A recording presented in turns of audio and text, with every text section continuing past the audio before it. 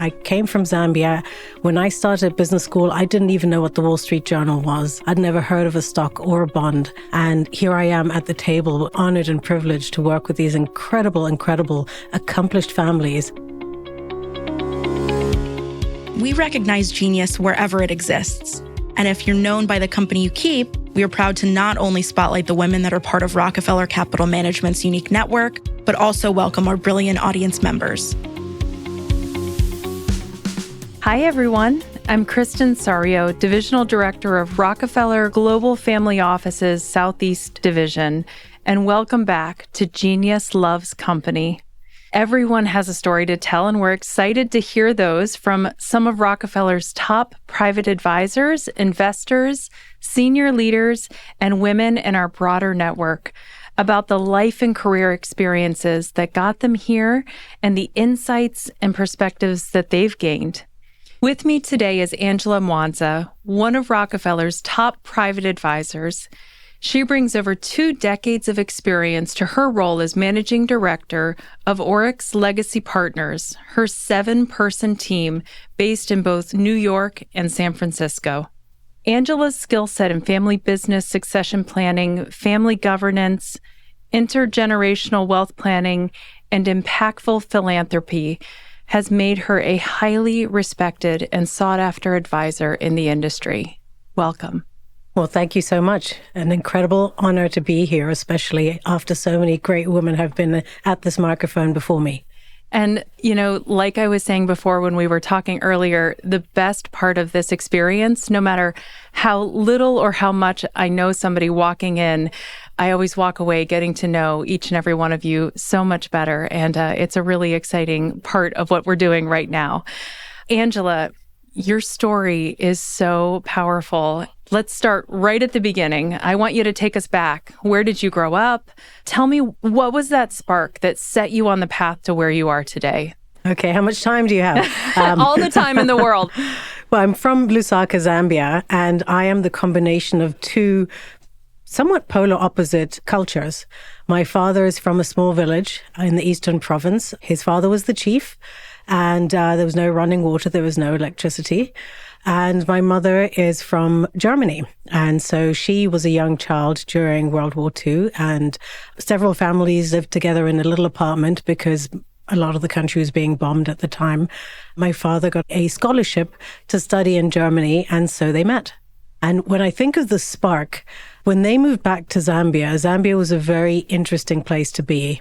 It was the headquarters of the ANC. The copper prices had tanked, which is their number 1 export. Zimbabwe was fighting for independence. That was the then Rhodesia on our border.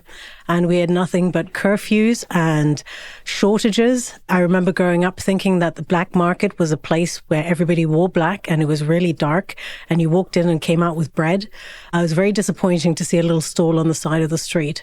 But that, I think, is really when you start thinking about why you are the way you are. Scarcity is something that really helps propel you forward. Such a fascinating background, and it's hard for me to imagine as we continue our conversation how we're going to get to exactly where you are in this moment in time. Tell me a little bit about your education. Let's take that step next. When you think back to your school days, did you always want to go in this direction? Did you always want to be in financial services? And then how did your experiences, and you must have had so many, even from just your beginning comments, how did those experiences shape your perspectives and influence kind of these longer term goals over time? I left home when I was about 13, and I went to boarding school next door in Zimbabwe. I felt very lucky because having access to education, to better education, and that was something my parents always stressed, was something that I knew was really special. From there, I moved to Germany. I learned the language first, and I got a master's in linguistics. And I was certain I was going to become an interpreter for the United Nations. And I think a lot of that influence came from the fact that my father was the governor of the central bank. And so we often had people from the IMF or the World Bank coming by, and he's an economist with a PhD from Cornell. So I would hear all this conversation going on, and I loved the idea of being a world citizen and having some sort of influence in how things happen. For some reason, I thought being an interpreter was the answer. And when I studied linguistics, it was very different than what I thought it was going to be. And it wasn't exactly fun for me. My sister was studying in the States at the time, and she said, you should go after one of those MBAs. And so I did. And I got my MBA from Cornell. And this was late 90s, just flying tech world. And I thought I wanted to be a consultant. Somebody in my class said, Angela, with your accent, you should be a private banker. And that was more than 24 years ago. And that took me on my pathway. And I was always somebody who said, I like a fast-paced environment. I love consistently learning. I thrive working on teams. And surprisingly, private wealth management was exactly that.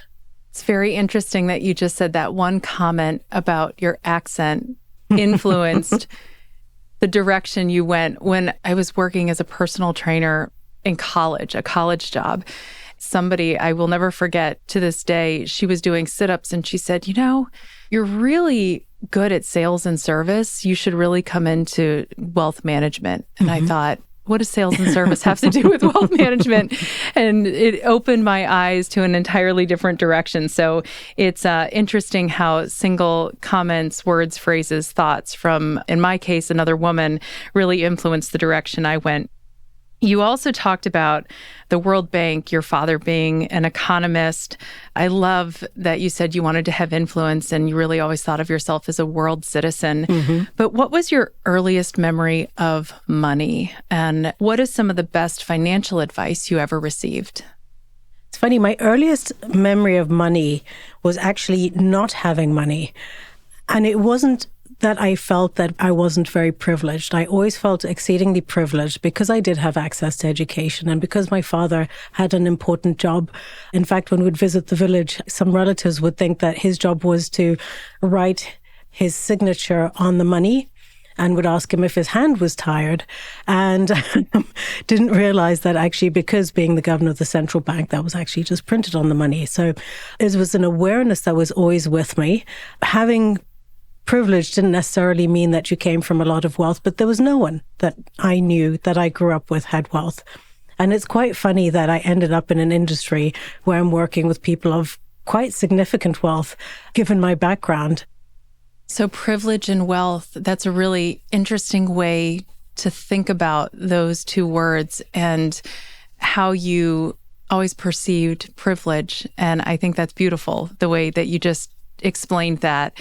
And I think it's somewhat funny that they thought it was your father's signature on the money. That's wonderful. So your first memories of money were simply, or not simply, not having much of it.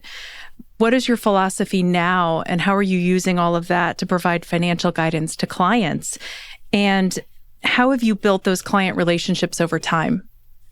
Well, it's interesting because when I left business school and I started in the industry at JP Morgan Private Bank, I didn't know anybody that had any kind of wealth, but I connected very well with people. And I felt that it's easy to connect with people that you have something in common with. And so I kind of thought back as to, well, who would connect with me? I'm a Black woman from Zambia who speaks German. Not too many people who have that profile, but I went to Cornell. And so I went narrow and deep on Cornell. When I lived in Germany, I worked in the apparel industry and the sports fashion industry. And so my clients were folks that would buy gear for snowboarding and surfing. And so I went narrow and deep on apparel. And I'm a person of color. And so I went narrow and deep on where is there wealth among people of color. And interestingly, I just kept on being present at these conferences. I remember flying to a conference in Las Vegas, didn't know a soul, had countable shoes in my purse, and I walked the hallways. And every time I saw a store that looked bigger, that had a big brand, that had a lot of people, I went and I introduced myself. I gave them my card. I tried to figure out who they were and where they made their wealth and who were their bankers and who were their accountants. And it was literally one by one where I built that client base. Understanding that was really key, just connecting with people in a way that's authentic and that's real and that is connected to something that is authentic and real with me. That's wonderful. And I think so much of what we do in our business is about connecting and is about what makes us all so much alike in our experiences and how we respond to them. Mm-hmm. Angela, how do you think your approach in giving financial advice is different than other private advisors or other teams? I think over the 24 plus years doing this, and I'm aging myself here, we really started looking at where is the pain point for our clients and started changing how we provided advice to them. We work with clients, and most of our clients are entrepreneurial, have a passion for positive impact in the world. And we meet them and help them define what are their values, what is their purpose, and advise them at this intersection of family, finance, and philanthropy. When we think about finance, it means in their operating companies, in their portfolios, how can we take their values, how can we take their purpose and incorporate that in how we express their investment commitment? What non-negotiables do they have for their portfolios? What do they want to see actually happen? Because they are having an impact in their portfolios, whether they know about it or not, and we want them to be intentional about that. When we think about family, ask any client the most important thing to them, they'll say it's my family. And what they probably spend the least time on is preparing them to be positive successors or positive stewards of wealth, if you will. And if we're thinking from a multi-generational standpoint, we need to prepare them. We need to give them the curriculum and the information and the decision-making capability that will enable them to build a sense of entrepreneurship and ownership to continue to manage that wealth. And then philanthropy. That's a big part of it as well. It's a great way to express your values in the world. It's a great way to engage the family and get them started on thinking about investing and their role and their responsibility to society. And when you get into the weeds around investing and values, sometimes you can look at the different pools of capital and how you're going to deploy it. Sometimes it's better to deploy philanthropically, and sometimes it's better to deploy in a for-profit way. And so it allows us to be a little bit more seamless and impactful. You look at something like climate change. I could invest in a carbon capture company, or I could invest in natural climate solutions and ensure we have more mangroves in the Caribbean. In the beginning, you talked about that generational wealth that we really focus on. And when I think about what it takes to be successful in succession, and this is a huge pain point with clients, it's thinking about who's going to be in control. How do you career path the next generation? What's the culture that you want to ensure sustains over generations? It's easy when you're a family of 5. When you're a family of 200, it becomes a bit challenging. Capital, who can deploy it? How can they have access to it? And then communication, clear, concise, constant, connected communication is incredibly important. And so we spend a lot of time as a team, obviously providing advice around asset allocation and investing and alternative investments. But we try to see, is there a way to invest in each of the asset classes and in a way that is also reflective of the purpose and the values of the family? It's no surprise to me that you work with, I think you said, many of your clients are entrepreneurs, and you used the phrase who have a passion for positive impact. Mm-hmm. And I hear that in what you just said. It's clear to me that you have a passion for positive impact in what you and your team do every single day. Thank you. Thank you. And I'm lucky to have a wonderful team within Oryx Legacy Partners that helps to make this happen. I want to shift for just a bit. Let's Sure. go in a little bit of a different direction. What about your life outside of the office? Tell me about some of the things you're passionate about, and how do you think about work-life balance and managing those passions, your family, your career? Is it even a balance? I'm really interested to hear more about you. So I truly believe that work-life balance is what you define it to be. If you like work and you want to work 100% of the time, that's the balance you've chosen, and that's what's right for you. For me, family first and foremost. My work is demanding. It takes me away from home quite a bit. I have late evenings, and so I get very selfish with my time to be with my son and with my husband. Outside of that, I'm very, very passionate about certain areas. Global health. I grew up in Zambia where 1 in 4 had HIV/AIDS. I lost a sister, my best friend's father, my sister's son. It was pretty much everywhere. And so global health is an area that's really important to me, and I volunteer with a lot of organizations in that space. Climate is the challenge of our generation, of the generation before us, and we cannot leave it to the next generation because that will be too late. So I engage very heavily around that, and I incorporate my passions in philanthropy and in society in how I invest and how I advise. I also believe that the fact that I can be selfish about time with my family and selfish about time with my volunteerism, I'm kind of always working all day, every day. I'm always thinking about it. And so why wouldn't I incorporate it into how I advise and the types of clients that I work with? And it doesn't sound selfish to me at all.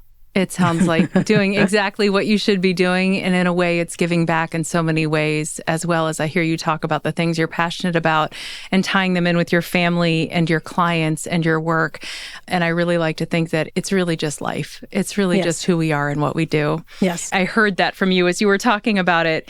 You know, something else that I've heard you mention in the past, you mentioned to me that you take on a new skill each year. There's got to be a story behind this. Not only do I want to hear the story behind it, but I want to hear what you're currently working on. I was inspired by this incredible venture capitalist. She is a mom of 4 boys, and she's such a trailblazer. And she said, you know what? I like the idea of becoming proficient of something every year. And she did. And I thought that was a brilliant idea. Why not push yourself to do something every year? And so one year it was kneeboarding. The other year, I hadn't picked up a tennis racket since I was a teenager, so it was tennis. This year, I wanted to do e-foil, but I think I've tabled it because I was having a conversation with my son. I snowboard, he skis, and he wants me to ski. I have never skied before. And the idea of having 4 moving things on my hands and feet is terrifying. So I committed to him that I would ski, and he committed to me that he would snowboard this winter.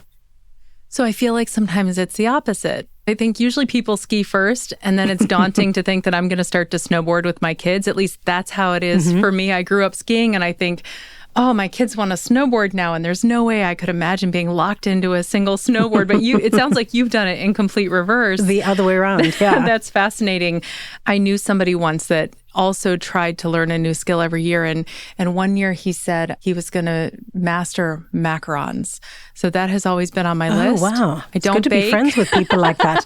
I don't bake, but one of these days I am going to learn how to make a delicious macaron. And you may have just inspired me to pick that up in 2025. So okay, well, if you need wonderful. an accountability buddy, just let me know. You'll be my taste tester? I will be the taste tester. Wonderful. Happily. That's wonderful. Let's continue down this path of some of the incredible things that you have done outside of the office. From running marathons to scaling mountains, you seem to be constantly pushing the envelope for yourself. Of those, and I'm sure many others, what are you most proud of? I'm proud of running 1 marathon. I'm even more proud having run 6 marathons. I never intended to, and they're incredibly hard.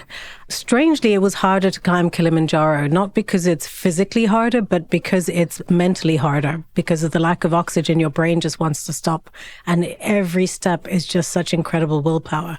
But there's something really exciting about pushing yourself beyond what you think is possible. And I think about that in my career. I came from Zambia. When I started business school, I didn't even know what the Wall Street Journal was. I'd never heard of a stock or a bond. And here I am at the table, honored and privileged to work with these incredible, accomplished families and help advise them on how they're investing their wealth. It's kind of a funny full circle here. Well, everything that you just said sounds like a marathon in its own right. Learning all of that. So I imagine that we have many young people listening to your story right now. And what advice can you offer them as they embark on the early stages of their career journeys? And what do you think is most different for junior talent today, really compared to when you came into the industry? Well, one thing, having learned, particularly in business development, is the idea that just because somebody says no, it doesn't mean that it's no forever. It's just no for now.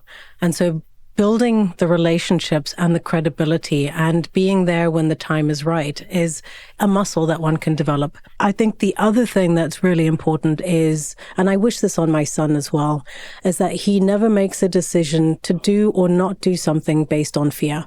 And so for young people going into their careers, don't be scared to speak up. Don't be scared to make a suggestion. Don't be scared to change the way things are being done if you think it should be done differently. And I think that's also different about young people today. They're used to having a voice. I think things aren't as hierarchical as when we came into the industry.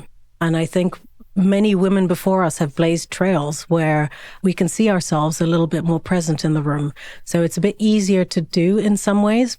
I think it's just kind of be brave and scale your mountain and run your race. That's great advice, even to me today. And I will agree with you that the younger professionals today seem to have a new and a different voice than perhaps you or I had.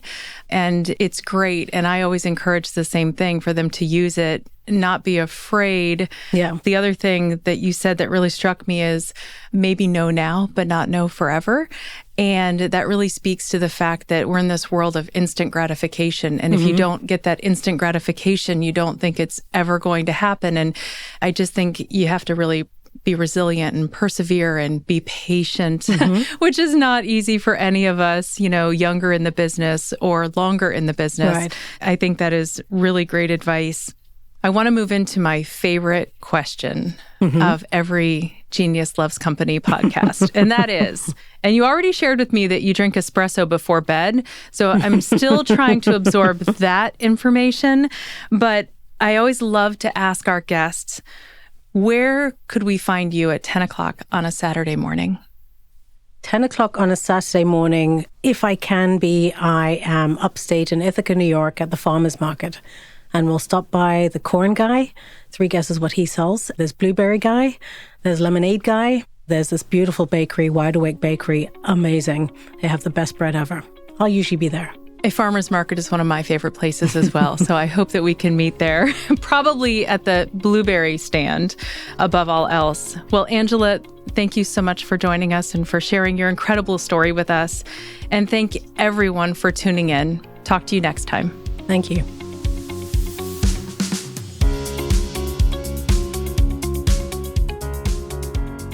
Thank you for listening to Genius Loves Company. To learn more about Rockefeller Capital Management, visit rockco.com or keep up with us on LinkedIn or Instagram. This material was prepared by Rockefeller Capital Management. The views expressed of the hosts and guests in this episode are as of a particular point in time and are subject to change without notice. The views expressed by the speakers are solely their own and may differ from or conflict with those of other divisions in Rockefeller Capital Management. This information was provided for illustrative and educational purposes only. It should not be construed as an investment recommendation, investment advice, an offer of Rockefeller investment advisory or brokerage services, or a projection or illustration of the performance of any particular investment or strategy offered by Rockefeller. Forward-looking statements, including those presented herein, are inherently uncertain, as future events may differ materially from those reflected, and past performance is not a guarantee of future performance.